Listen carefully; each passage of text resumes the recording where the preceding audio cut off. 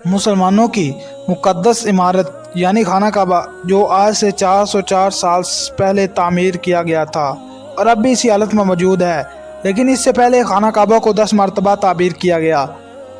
خانہ کعبہ کو سب سے پہلے کس نے تعمیر کیا اور پہلا آج کس نے کیا؟ خانہ کعبہ جب موجود نہیں تھا تو اس سے پہلے وہاں پر کیا تھا؟ کون کون سے نبی نے کس طرح خانہ کعبہ کو تعمیر کیا؟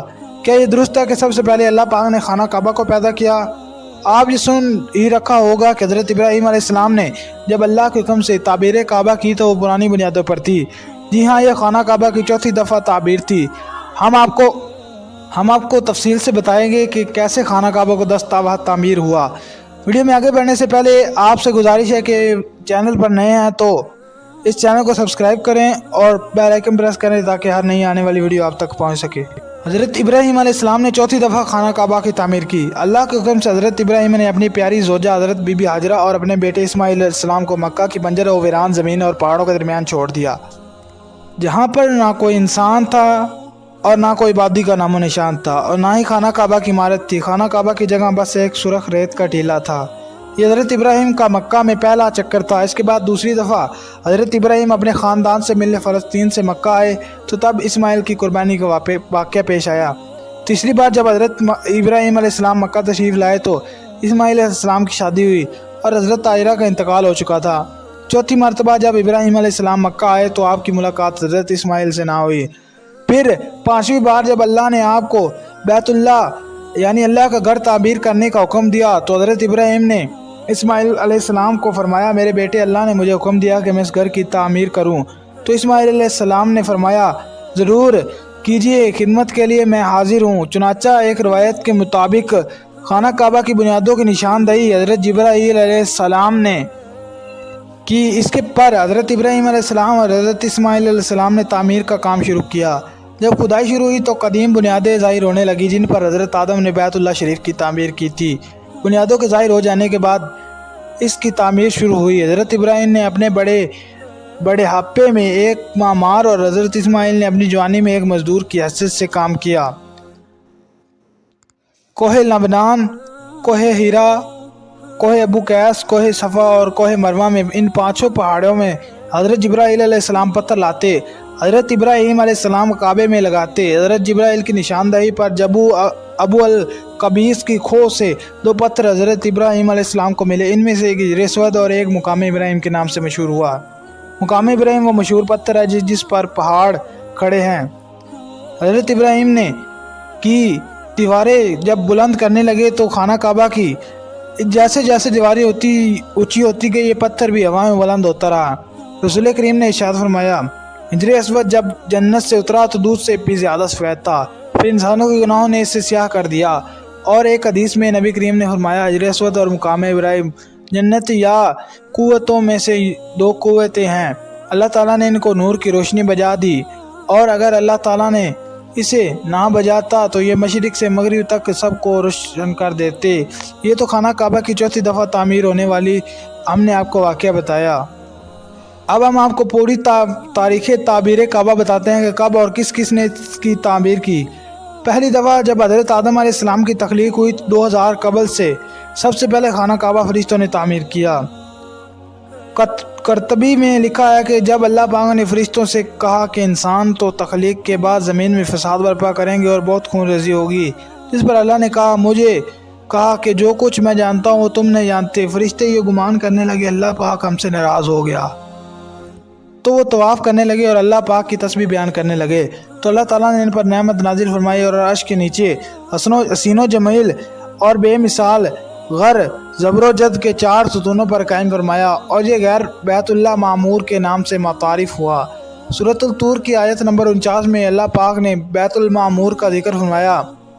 بیت المعمور 7ویں آسمان میں عرش کے سامنے کعبہ شریف کے بالکل اوپر ہے۔ آسمانوں میں اس کی حرمت ایسے ہے جیسے زمین پر کعبہ معظمہ کی حرمت ہے۔ آسمان والوں کا قبلہ ہے اور ہر روز 70,000 فرشتے اس میں طواف اور نماز کے لیے حاضر ہوتے ہیں، پھر کبھی انہیں واپس یہاں آنے کا موقع ہی نہیں ملتا، بلکہ ہر روز 70,000 فرشتے آتے ہیں۔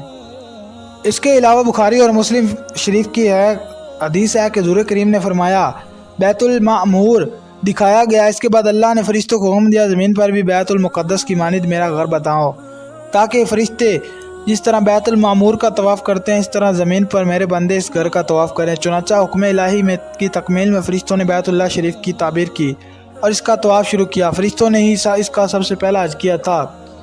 دوسری دفعہ خانہ کعبہ کو تعمیر کرنے والا اللہ کے پہلے نبی حضرت آدم علیہ السلام تھے۔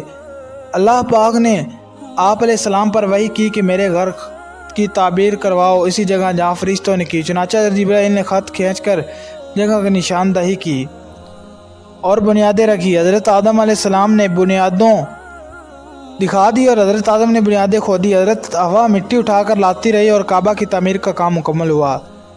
پھر اللہ تعالیٰ نے حضرت آدم کو طواف کا حکم دیا اور ساتھ فرمایا آپ پہلے انسان ہیں اور یہ پہلا گھر ہے۔ تیسری دفعہ تعمیر وقت کے ساتھ کعبہ کی دیواریں کمزور ہو گئی تو حضرت آدم کے بیٹے حضرت شیش علیہ السلام نے مٹی اور پتھر سے خانہ کعبہ کو دوبارہ تعمیر کیا۔ کچھ مفسرین کا کہنا ہے کہ حضرت شیش علیہ السلام نے صرف مرمت کا کام کیا۔ طوفان نوح میں جب کعبہ کی عمارت غائب ہو گئی تو یہ جگہ ایک اونچے سرخ ٹیلے کی طرح رہ گئی۔ پھر حضرت ابراہیم نے حضرت جبرائیل کی نشاندہی پر اس بنیادوں پر تعمیر کی جس پر حضرت آدم نے کی تھی، جس کو اللہ پاک نے سورۃ بقرہ کی آیت نمبر 127 میں بیان فرمایا۔ پانچویں اور چھٹی تعمیر خانہ کعبہ کو پانچویں بار قوم عمالقہ اور چھٹی بار قبیلہ جرہم نے کیا۔ قبیلہ جرہم میں سے جس شخص نے یہ کام کیا اس کا نام حارث بن مزاز عسکر تھا۔ ساتویں تعمیر نبی آخر الزماں حضرت محمد کے پاک نسبوں میں ہوئی۔ ان کے ایک بزرگ حضرت قصے بن کلاب نے خانہ کعبہ ازر نو تعمیر کی اور ایک بے مثال پختہ عمارت تعمیر فرمائی۔